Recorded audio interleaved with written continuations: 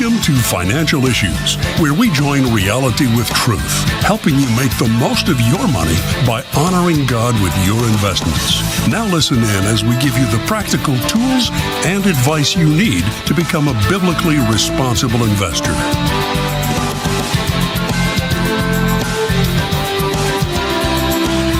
Welcome to Financial Issues. I'm your host, Shana Burt. Thanks for tuning in today. Financial Issues is a ministry that helps to educate the saints of the church about financial issues from a biblical worldview. Our goal is to equip and educate and train the saints to honor God in the way that we use our money. So we give you a biblically responsible investment strategy that you can deploy on your own. You can clean up your portfolios and make sure that the companies that you own with God's money are not supporting the dark agenda that we as Christians pray against on a daily basis. Things like abortion, pornography, the LGBTQ agenda, and so many things that grieve the involved in that garbage. We also encourage you to fund the light, to be a joyful, generous, and obedient giver, to make good stewardship decisions in all of the ways that you get to manage God's money. It's a privilege. On today's show, we're going to get to some of the questions that you guys have been sending in. My friend and colleague Jason MacDowell is going to join us later in the show to talk about ways that you can dodge, not Doge, but dodge, I can't say it. Aunt Irma and Uncle Sam in the way that you invest, because performance is important, but what you get to keep is far more important than what you make. First part's important. You got to make something to be able to keep it, but we want to help you be smart and navigate those things that would come in and take more of the profit that you make than what you actually have to pay. So to help you be smart there. And we're going to get encouragement from the scriptures. We're going to get started with that right now. Our stewardship verse of the day comes from Exodus 1:16 and 17.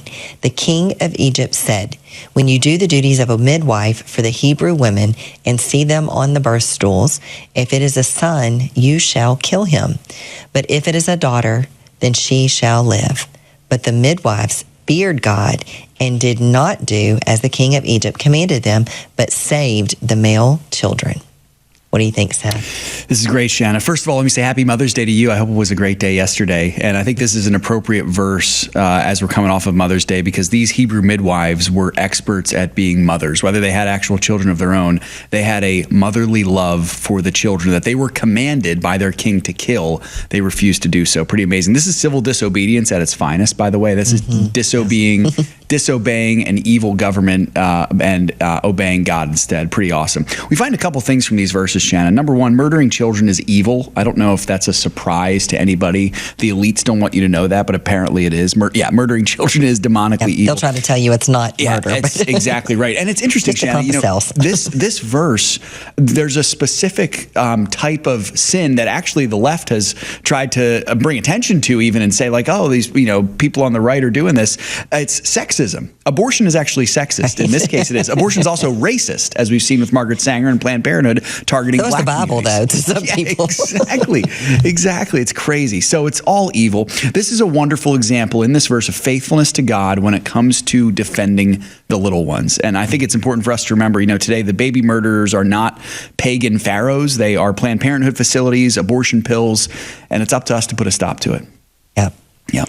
They reconstitute and show up as something different. But the enemy has always had it out for the children of God, because he knows what a threat to his kingdom that children are when they are raised in the fear and the admonition of the Lord. We talked about that in our scripture verse last week, how children are arrows to be deployed, to be used and trained to be weapons to fight back against the darkness. Well, one way that we can also fight back against the darkness of abortion and all darkness is with our financial resources. And I can think of no better way to fight against abortion than to partner with Preborn Ministries. They are one of the leading ministries that minister to women who find themselves in crisis pregnancies and an unplanned pregnancy, when they're maybe out looking for an abortion and wander into a preborn clinic or find them on the internet, they're going to be met with compassion, they're going to be met with love and understanding, and most importantly, they're going to be met with the Word of God. They're going to come face to face with an encounter with Jesus and to hear how much Jesus loves them, loves the unborn child that is growing in their womb, and offer life-saving advice, not only for the baby, but for the mother and the father if he shows up as well.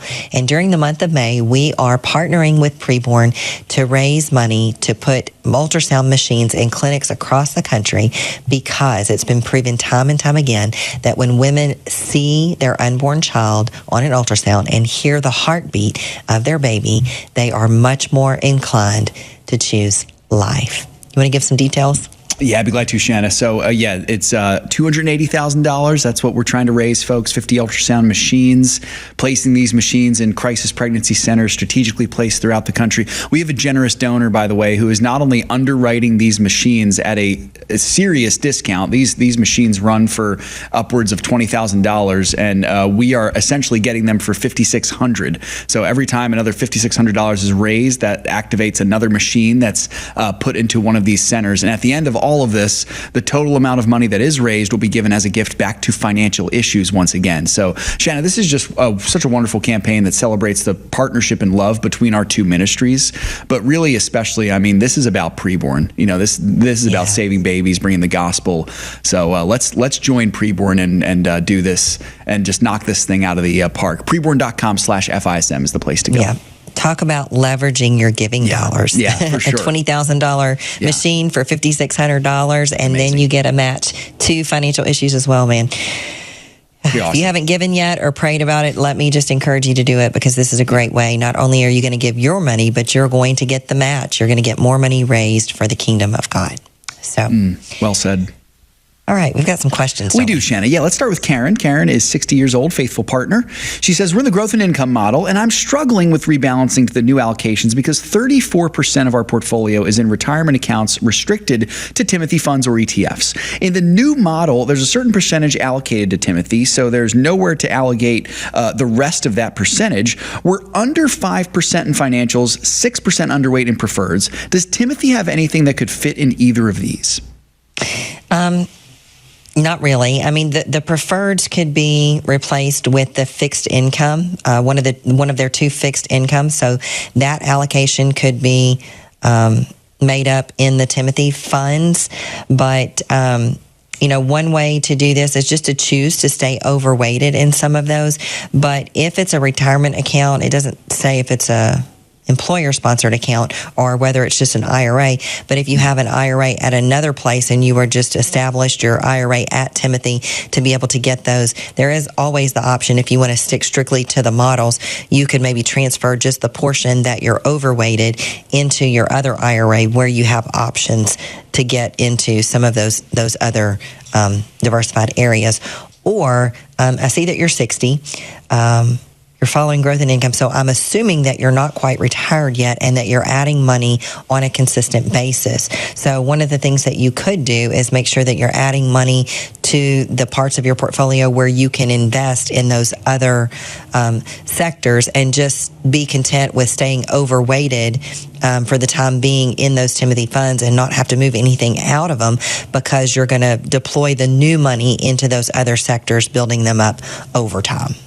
Great, Shannon. Dinah's up next here. She's 78 years old, asking about E38, wondering, is it a limited partnership? When I looked in Schwab, it indicates that it is, but the buy list does not indicate it being one. Yeah, so it used to be. They converted into a taxable entity in 2018, and so, and I guess the reason that she's asking is because if it's a limited partnership, a lot of times, if it's an MLP, they get K-1s for their taxes instead of having dividends reported on a 1099. But to my knowledge, they don't issue K-1s anymore. They issue 1099s because they did change the way that they were organized. Awesome. Next one up, Shanna, is Morgan. Morgan is asking about 3 different funds. I'll let you mention them if you'd like, but he's wondering if they are biblically responsible for retirement. Okay, so so they're in his employer-sponsored plan. Yeah. 2 of them look like money market funds, and they do screen clean for the most part. The one that starts with an F is an inflation protected fund. The one that starts with VM is a money market fund, so that would be considered clean. The one that starts with VB, as in boy, is a total bond market fund. It does screen dirty, so I would avoid that one. The other two would be fine, and you could use them as to fill out part of your fixed income allocation. Not sure which model you're following, but if you have fixed income allocation, that would be, or cash, that would be the way to fill those in. All right, folks, hang around. I've got my friend and colleague Jason MacDowell coming in the next segment, and we're going to talk about different strategies that you can use to try to keep more of what you make. Stick around.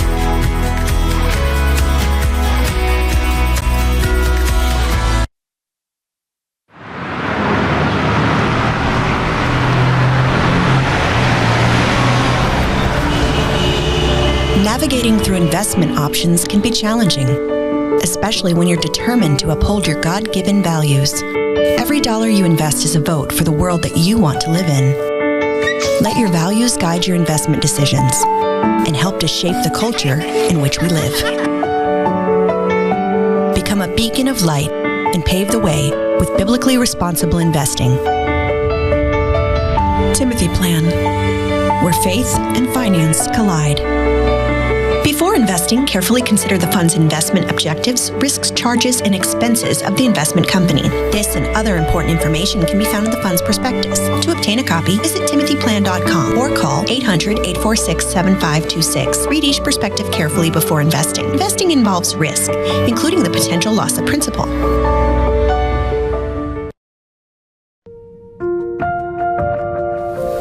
I remember my life before I met Jesus. I was most of the time afraid. I remember one of my teachers gave the classroom an invitation for Crossroads. When they talked to me about the love of God, I felt a sort of peace in my heart.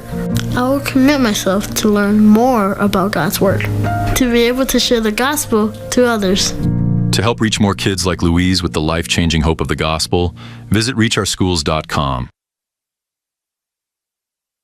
Each May, we celebrate Mother's Day and the gift that mothers are to us. This May, you can help make motherhood possible by supporting Preborn. Preborn partners with clinics across the country, providing free ultrasounds and sharing the hope of Jesus Christ with women who are abortion-minded. When you give to Preborn, you're giving these women a chance to choose life. Go to preborn.com/FISM to give today. That's preborn.com/FISM. Securities offered through G.A. Reppel & Company, a registered broker-dealer and investment advisor, member FINRA and SIPC. Opinions expressed by Shana are hers alone and are for informational purposes only, and do not necessarily represent those of G.A. Reppel or the outlet on which you are listening. You should consider how the information applies to your situation prior to personally implementing it, and consult any financial professional you work with to make sure it's applicable to your financial plan. Welcome back to Financial Issues. We're so glad that you're here. We're glad that you are interested in honoring the Lord by being a biblically responsible investor, cleaning up your portfolio so that you're not complicit in funding some of the garbage that some in corporate America are intent on funding, like abortion, pornography, the LGBTQ agenda, human rights violations, and so many other things. And that you also honor God in the way that you handle your money, and that you are joyful, generous, and obedient givers. We hope that if there's any two takeaways that you get from being a part of Financial Issues, that those are the two things. So you hear us talk a lot about, especially if you're a partner, we have a buy list, we talk about individual stocks, we talk about the markets, and, performance is important because most people, if not all people, invest because they're trying to grow what they have. But what's more important than what you make is what you get to keep and what you get to keep over the long term. And what I'm specifically talking about here is taxes. So Uncle Sam has a way of working his way into the sharing of our profits and our income and everything else. So we take sort of an out-of-the-box approach to where we invest, as in which types of accounts. Because once you make the decision to invest, that's a great thing. Now you've got to decide what type of account to do. So we don't make decisions exclusively based on tax consequences, but we do pay attention to the tax ramifications. I think we swim against the current on this one. Most financial professionals will tell you to invest as much as you can in a tax-deferred account and take out only what you have to take out, exhausting all of your other assets first. That's pretty evident because when people, the general stats are that about 60 to 70% of retirement assets are in traditional IRA accounts that are the tax-deferred kind that you didn't pay taxes on when you put in, didn't pay taxes on when you were making money, but have to pay taxes on when you take it out. 20 to 30% is in taxable accounts, and only about 5 to 15% is located in Roth accounts, which is the most tax advantageous type of account. So I believe that taxes are going to be higher in the future in spite of, I hope what Trump is trying to do is going to work and that we'd be well on our way to eliminating taxes. I'm still not 100% bought into that because we don't see spending slowing down any. So we have to pay for this somehow. But I believe that taxes are going to be higher in the future than what they are today. And although you may not be forced to take out a lot from your tax deferred, or I like to call it a tax postponed account, your non-spouse heirs will have to take it all out over a 10-year period. So you essentially make Uncle Sam a big beneficiary without ever even mentioning him in your will or your beneficiary list. So I've got Jason MacDowell. He's my friend and colleague. He's going to be back here today to talk to us about some of the ways that we help people specifically in our practice and help the partners think through some of these issues. So Jason, welcome back. Get us kicked off here. All right. You kicked us off pretty good. So we're going to start with reducing qualified money. So our simple definition of a qualified account or qualified money in an account is account that has special rules because the government says so. These would be tax deferred or tax postponement accounts, like you like to say, and tax-free accounts like an IRA and Roth IRA. We'll keep it simple. Employer accounts also have special rules as well, so they have those same government or regulated rules around them. The reasoning for reducing qualified money in households' portfolio is because, like you said, we believe taxes will be higher in the future. So I'm in that camp. So taking advantage of paying the taxes now in the lowest bracket possible under current laws, whichever those are going to be, for longer growth without the unknown changing of the rules. So government changing rules is what we're trying to, avoid. So that's also for beneficiaries, like you mentioned, of traditional IRAs. The act of inheriting an inherited IRA account, it has additional distribution rules and tax consequences to the people heirs. So that becomes a strategy you want to talk with tax professionals or work with you, those professionals there. So is this worth doing if the current administration that wants to eliminate taxes or for everyone, or even make, our benefits like Social Security tax exempt? Well, the answer is yes, it does, because as you mentioned, depending on what their actions are, a new Congress or a new administration can just come in and change the rules back. And even worse, they can change it to higher taxes. So let's remove that whole possibility, that scenario for the future, the best we can. Right. I remember Dan used to talk about when Obama came into office, how there was a lot of talk about, he had some studies done about, how much it would bring in revenue to the government if they just forced the tax of, if they confiscated all of the retirement accounts out there, and then paid them out as annuities out. That, scared me to death because Congress can't manage their lunch money, much less I don't want them managing my retirement accounts. But, those are the kind of things that we think about whenever we think about these strategies. And, you can avoid having too much in a retirement account and having to reduce your qualified money if you don't put the money there in the first place. So one of the first things that we tell young investors is that if you have access to a retirement plan at work and they make they give a match to you, do it. Get the free money, contribute whatever you have to get the match, and then, consider investing in other types of accounts beyond that. But, what do you look like if most of our clients, when they come to us, have the majority of their net worth concentrated in their IRA and their home? So, we're quite experienced to do these strategies quite a bit. So tell us about one of those strategies.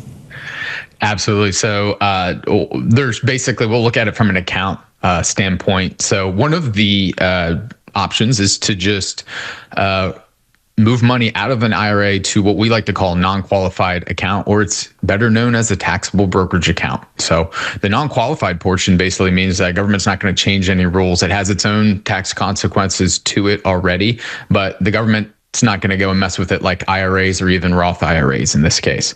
So when you move money out of IRAs, of course, it is going to be a taxable event, taxes income. So it's very important to work with your tax professional, CPA, or at least review your tax plan that you want to do with them so that they can better have some clarity to their tax advice that way.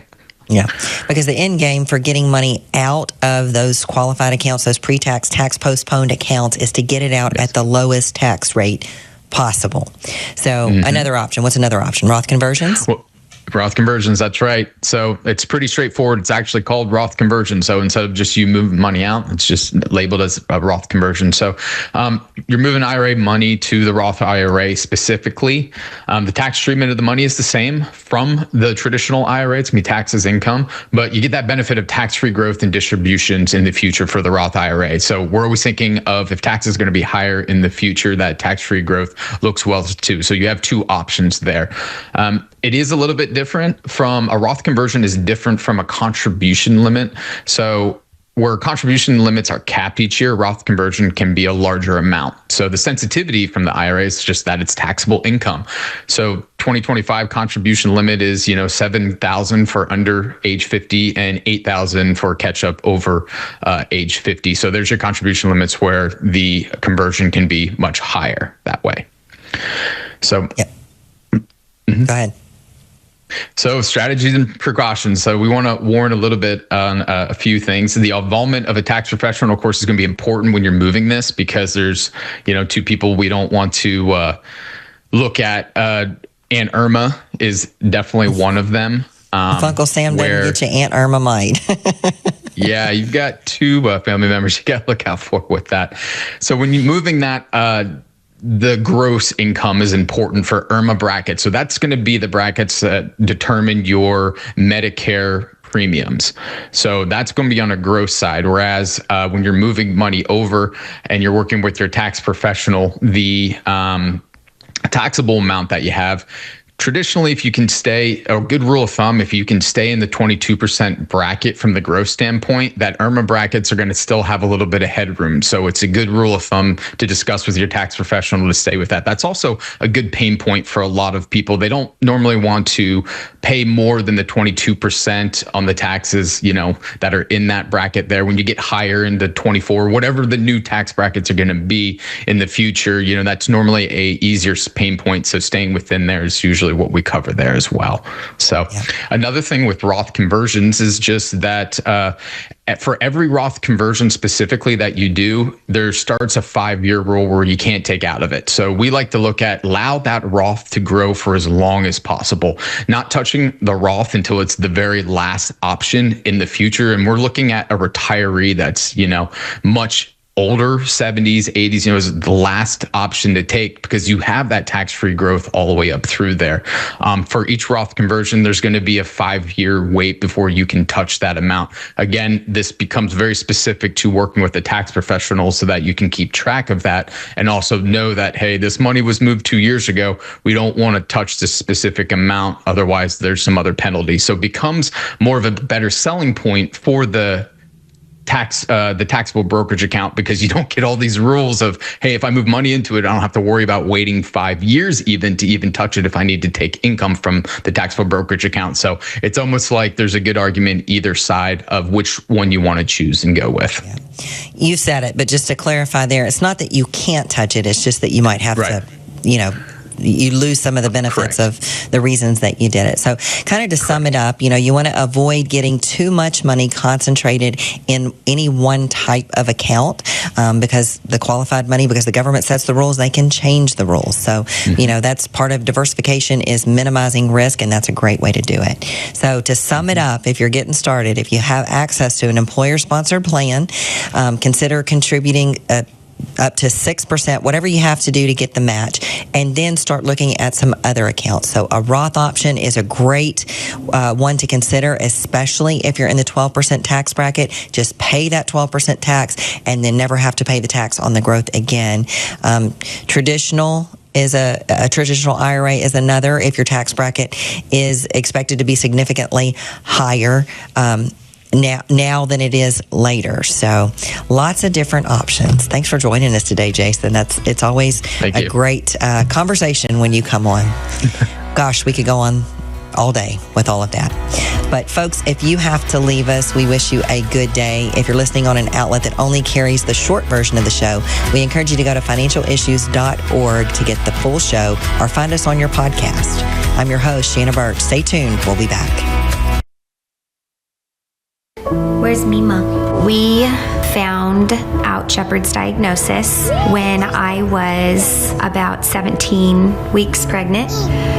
We learned that he was going to need a series of surgeries after he was born in order to give him what they considered a normal life. And we weren't sure how this worked. Yeah, very emotional, very, very broken. And as my wife just said, not sure how this worked. And called Samaritan, and they said, you just go have that baby. You leave the rest to us. And just to hear the confidence on the other end of the phone of, this is not something that you need to be concerned about at all.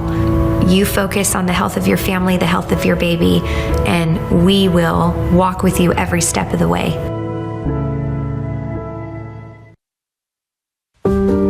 May is a time to honor mothers, their strength, sacrifice, and unconditional love.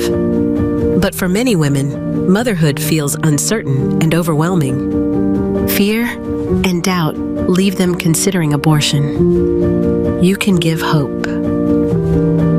Preborn provides free ultrasounds and shares the life-changing message of the gospel, reaching women in clinics across the country. When you give to Preborn, you're giving these women a chance to choose life. Just $28 helps a woman hear her baby's heartbeat, a powerful moment that leads 80% of mothers to choose life. And when we come together to sponsor 200 ultrasounds, we'll equip a preborn clinic with a life-saving ultrasound machine. Will you help make motherhood possible? Go to preborn.com/FISM to give today. That's preborn.com/FISM. My wife and I, we moved into this neighborhood.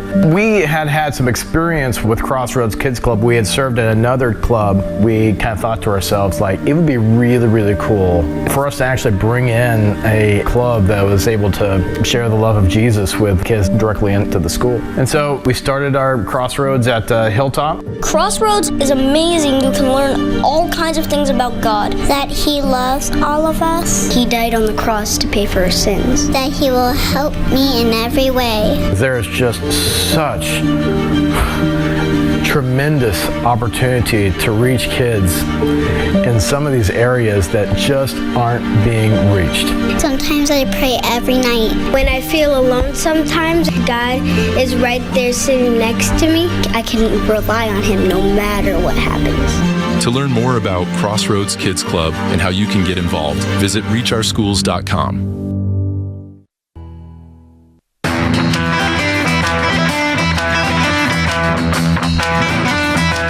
Welcome back to Financial Issues, folks. Always love having Jason on the show with Shana. It's great to hear him and great to be here with you all today, this day after Mother's Day. Happy Mother's Day again to all of our moms out there. We've got Darlene here on the phones right now. You can actually call in and wish Darlene a happy Mother's Day if you would like right now, because the phone lines are open, 610-363-1110. But to all the FISM moms and all the moms in the chat out there, we're so thankful for you, and just hope you had a wonderful day yesterday. It was a special day for us, for sure. We got Knox dedicated at church, which was pretty special. Good thing to do on Mother's Day. Well, great to be here with you today, folks. Let's get to the big news headline of the weekend. If you were keeping an eye on the news headlines, this dominated it. It came from Friday. The U.S. and China have come to terms somewhat. They agreed to slash tariffs for 90 days in a trade breakthrough. Sam, what can you tell us about the latest of this here, brother?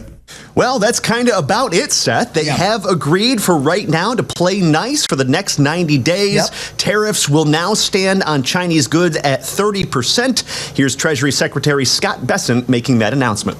We have reached an agreement on a 90-day pause and substantially move down the tariff levels. Both sides on the reciprocal tariffs will move their tariffs down 115%. That announcement follows weekend talks between Bessent and his Chinese counterparts. Bessent says they'll have another meeting in the next couple weeks. Meanwhile, President Trump touted the negotiations as a, quote, total reset with China. That's something that White House economic advisor Kevin Hassett said as well. Here he is. We actually have a fresh start with China. That's the way to think about these negotiations, that we've come in with these reciprocal tariffs. We've described the non-tariff barriers and tariffs that disadvantage American workers, and folks are coming to the table, and it's really stunning how quickly they're moving and how dramatic the changes are. Imagine we're selling beef in the UK again, and China has the 10% tariff, reciprocal tariff that we're charging the UK. All of this has happened because of President Trump's leadership. He's shown people that, look, we're not going to stand for this ridiculous behavior that we've been observing over the years, but then people come in and say, yeah, you got us, and then they work out something that's good for both countries. There you go, Seth. And as you can imagine, the markets are loving it. I'm seeing the Dow right now is up over 1,000 points. So truly incredible. Yeah, pretty amazing stuff. And you're exactly right, Sam. The markets are going to love this for sure. This has been kind of the epicenter of really the last, going back to February. So probably we're pushing 3 months now of just wondering what's going to happen with China. There was some ups and downs for sure, Sam. I mean, there were some bumps in the road where we're thinking, boy, we're not sure if they're going to come to the table. But it really does seem like on the surface at least, and I think more clarity will come out in the next couple days. This seems like it could be a really good thing for us, and perhaps a good thing for China as well, and for our trade relationship also. So I am cautiously excited about this for sure. The markets are not cautiously excited. They are just excited. Just outright excited. Just plain old excited. As you said, right now, let's get a look here. The Dow Jones is trending up over 2.5%. Meanwhile, the S&P 500, as I refresh my screen, I saw CNBC said it was ripping. Yeah, it's ripping. S&P 500 was ripping. Right. That's a technical term. They have the funniest words when they describe them. Like they always, I don't know how they come up with these verbs and adjectives. It's different every time to describe it, and it's not necessarily a good thing. Maybe it's just a word of the day calendar. Yeah, they flip to it and they say, okay, that's the word, so that's what the markets are going to be doing today. That's exactly right. They're just showing off. Yeah. So the Dow Jones 2.5%, S&P 500 up over 2.5%. The Nasdaq, which really, Sam, it seems to me like the tech sector is going to benefit a lot from this. The Nasdaq is way up, almost at 3.5% there. The market's just roaring back to life here. They're absolutely loving this. Weren't feeling the same way on Friday as they ended the week. They finished on Friday, the Dow and the S&P down slightly, the Nasdaq right at the flat line. So they were waiting with bated breath. They knew that something was going to come out of this China meeting. They weren't exactly sure what. Now they know, and they're thrilled. Last week, the major indices each ended slightly down. I expect it might be different this week. We'll have to see, of course. But that's what we're looking at right now here for the markets, folks. So, Sam, speaking of tariffs, we saw another rather kind of interesting headline here. It centers around Senate Minority Leader Chuck Schumer. What can you tell us about this one here, Sam? I found this fascinating, a little bit comical as well. What do we got? Well, as you can imagine, the Democrats do not like President Donald Trump's tariffs. So what they're going to try to do now, it's not going to go anywhere because Republicans control both the House and the Senate. But what they want to do is introduce a bill that would require retailers to show price increases caused directly by Trump's tariffs. Here's Chuck Schumer announcing that bill, saying it's all in the name of transparency. Our bill's about transparency. It's about being straight with consumers. It's about informing the consumers how Donald Trump's tariffs will impact the family budget. And retailers should like it because these increases in prices are not their fault. It's Trump's fault with his tariffs. And so let the public know, and that is secondary benefit. That will make the public even more angry. And they may call their Republican senators and congressmen and say, join with Democrats and pass some of our legislation that would repeal some of these tariffs. Now, unfortunately for Schumer, Seth, there were some other senators there who are very pro-tariff, tariffing China. Here's one of them speaking out very passionately in defense of tariffs. The Chinese have enjoyed a huge trade surplus with the United States, as this chart shows. Every year, it gets larger and larger and larger. Admittedly, some of that trade surplus is due to the rules of free trade. But much of that trade surplus is because the Chinese don't play fair.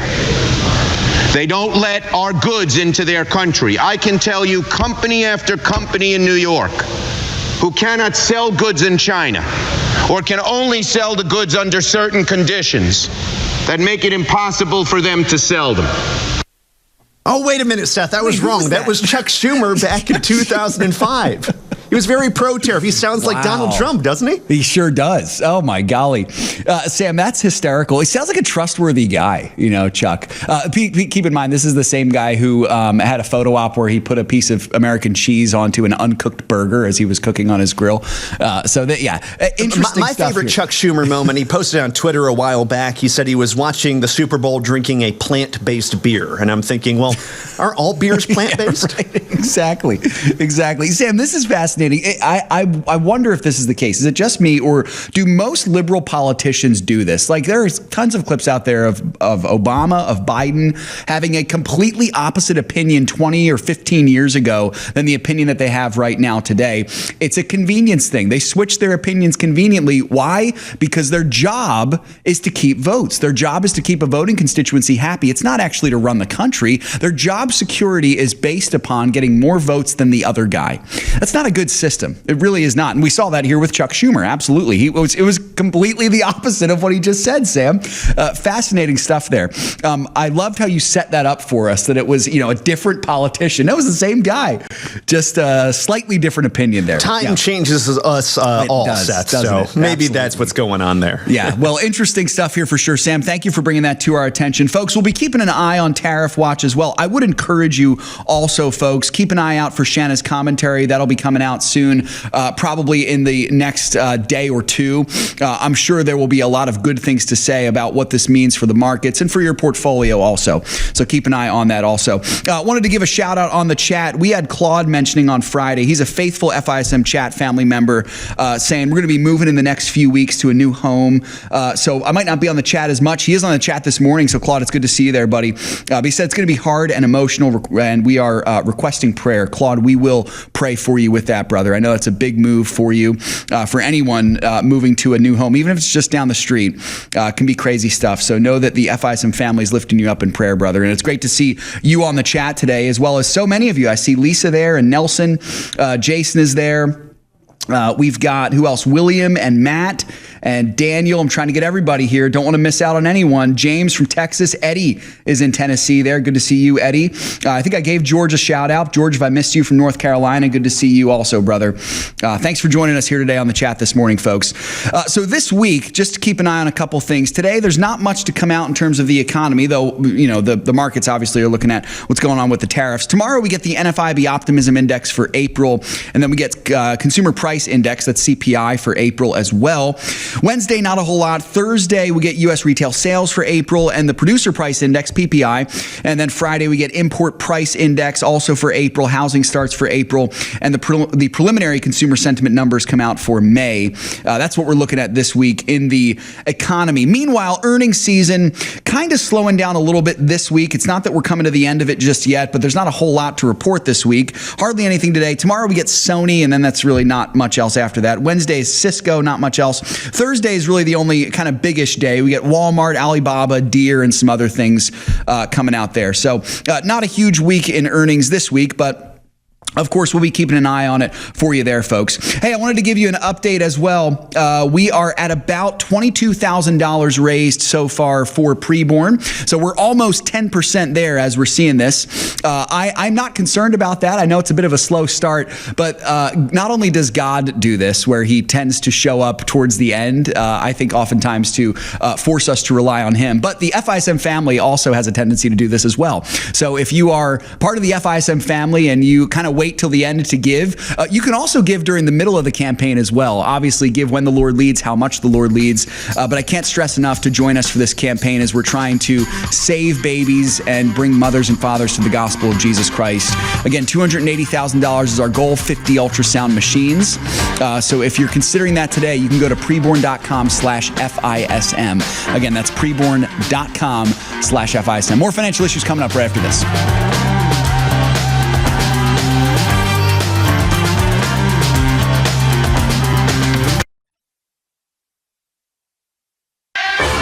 It's up to us to stand up and say, enough is enough.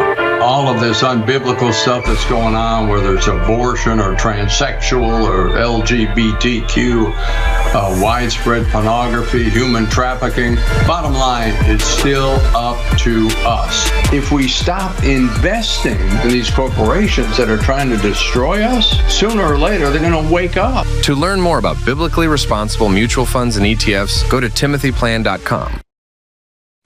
May is a time to honor mothers, their strength, sacrifice, and unconditional love.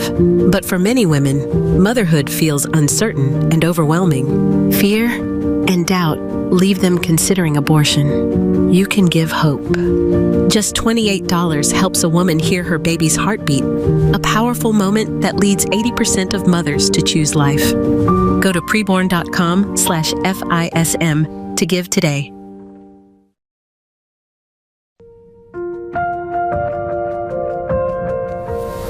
I remember my life before I met Jesus. I was most of the time afraid. I remember one of my teachers gave the classroom an invitation for Crossroads. When they talked to me about the love of God, I felt a sort of peace in my heart. I learned how to pray to God. It helps me through my day. I will commit myself to learn more about God's Word, to be able to share the gospel to others. Jesus has been a big impact in our family. Now we go to church every Sunday. I see more happiness and less arguments. God's love is so perfect, I will not change God for anything. To help reach more kids like Louise with the life-changing hope of the gospel, visit reachOurSchools.com. The opinions and recommendations expressed on this program do not necessarily represent the opinions of the station or any of the program sponsors. Additionally, all products or services offered by the program sponsors may not be known by the program. Welcome back, folks. Financial Issues. We are live this morning. Hope you get your comments, questions in there. Good to see you, William. I agree with you. You saying I hope Trump doesn't take the jet from Qatar. It confused me a little bit when I saw that headline. I'll have to see how that plays out there. But yeah, interesting stuff there for sure. Sam, you had mentioned that you had met Chuck Schumer one time, and just like a normal, regular guy. So he's just a guy. He's just a politician. You know, it was something else though. Yeah. Interesting. He said he was bringing jobs back to my town. He wasn't. Yeah. There you go. That's right. Trustworthy guy. So, hey, folks, quick prayer request, if you wouldn't mind. Speaking of this, I know we're praying for Claude in the chat earlier. So Craig Haugaard is back with us with the Ag Report, which is great. He's still got a little bit of health concerns. He popped something in his back, so he's going to have a look at that today. That happened, I believe, yesterday, but keep him in your prayer for sure. But we do have an ag today, so our farmers and ranchers, good to have Craig back here for you. Here's our Ag Report for today with Craig Haugaard.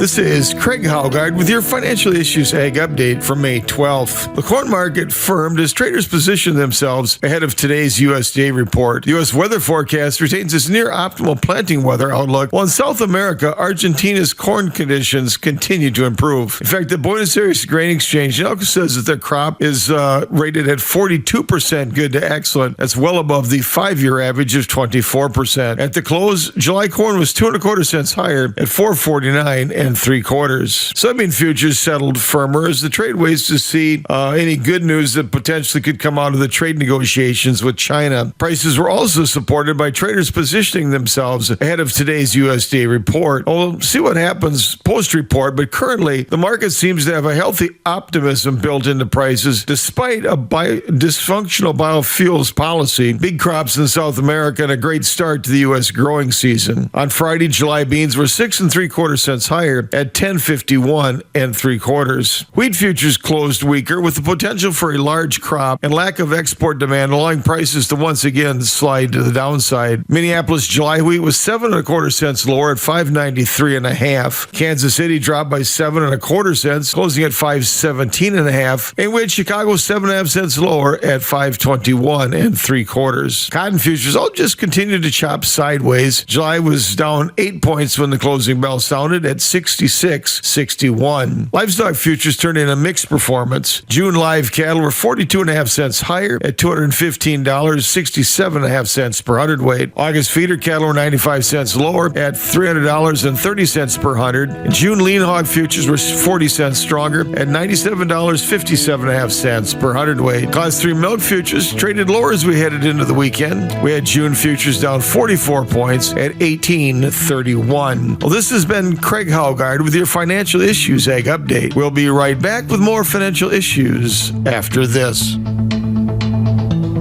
There he is, Craig Haugaard. Always good to hear from him. So, Sam, we had mentioned earlier, William had brought up that news about Trump with the Qatar jet. There's another headline that I'm uncertain about, and I'm a little concerned about something that Trump is considering, and I'd love for you to bring us up to speed on this. Apparently, he's considering a tax increase on rich Americans. Sam, what have you got? Yeah, this is looking a little Democrat-y, if I can say so myself, if that's a word. But sources do tell Fox News that Trump is quietly considering raising taxes on Americans, making at least $2.5 million a year. So he's reportedly asking for a 2.5% increase, which would raise the tax rate to effectively 40%. It would be 39.6%, which is just insane. If someone was making $10,000 and you took 40% from them, you would obviously see that stealing. But for some reason, if it's $2.5 million, you take 40%, we just don't see it. But that's beside the point. Anyway, this is coming as Trump is trying to push Republicans into finishing his so-called big, beautiful bill. This would be a massive package which would combine basically all of Trump's priorities on taxes, border security, immigration, energy, defense, and so on. It's all well and good, but that's going to cost a lot of money. It's going to add trillions to the deficit, and even DOJ isn't going to be able to slash enough stuff to make up for that, and budget hawks, understandably, are getting nervous. So the thought is Trump is maybe considering trying to offset some of that cost by raising taxes on the wealthier Americans. However, the idea is not sitting well with many Republicans, especially hardline conservatives like Ted Cruz. Here he is talking about it. And I got to say, the folks in the administration, they've decided to call themselves populist, but just being a Democrat and wanting higher taxes and more regulation, that's not populist. That's embracing the failed ideas of Jimmy Carter and Joe Biden. Let's not do that. Let's be real populist, which means fighting for blue-collar workers and jobs. That's what I'm doing every day, and I think that's exactly what President Trump is doing as well. So you hear Cruz, he's giving Trump an out there. Yeah. He's saying this isn't actually Trump's idea. He's saying some people are whispering some bad ideas in Trump's ear, and he's trying to steer Trump away from that. Cruz was also very critical of Trump's alleged plan of adding price controls for drug makers on certain pharmaceuticals. I think Trump is announcing the details on that plan later today, so we'll have to wait and see what those details are.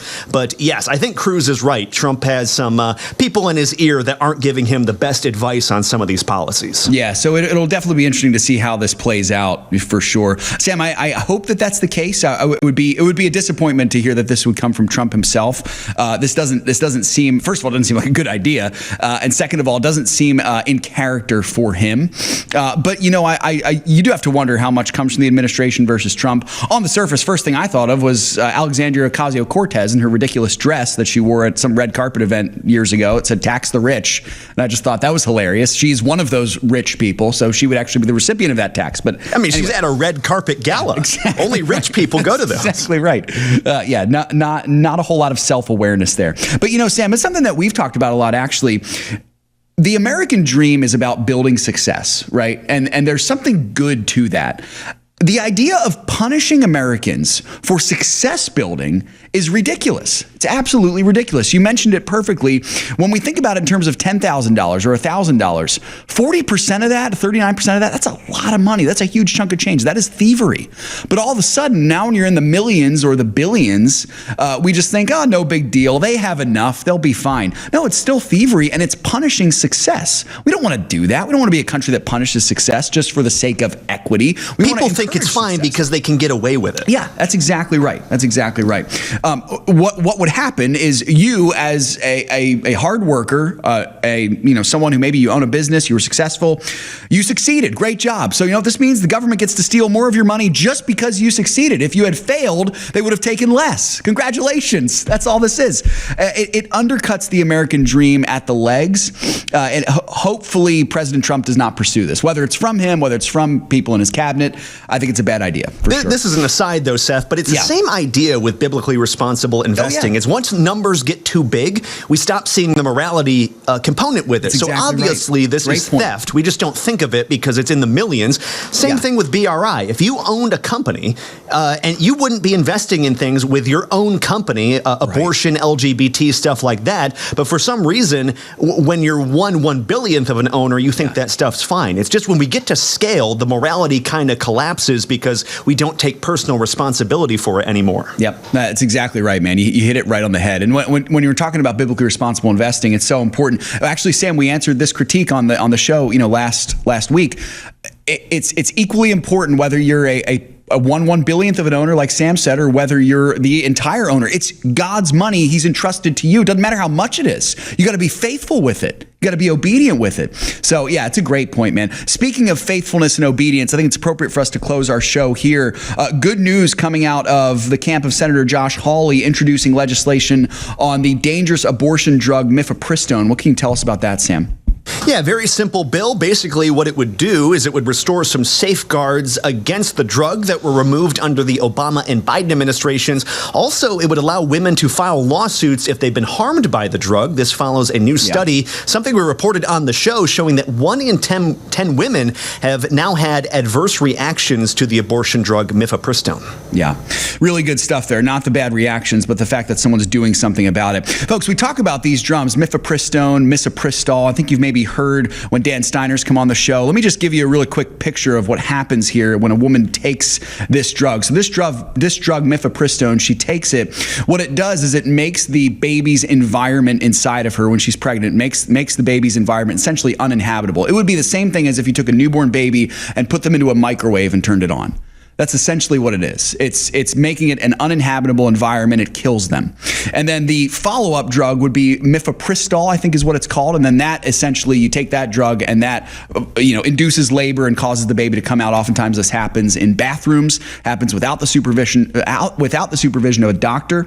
And this is tragic, ghastly, satanic. This is what we are fighting against, folks. When we partner with ministries like Preborn, what we're doing here in May, we're trying to save babies. We're also trying to save mothers.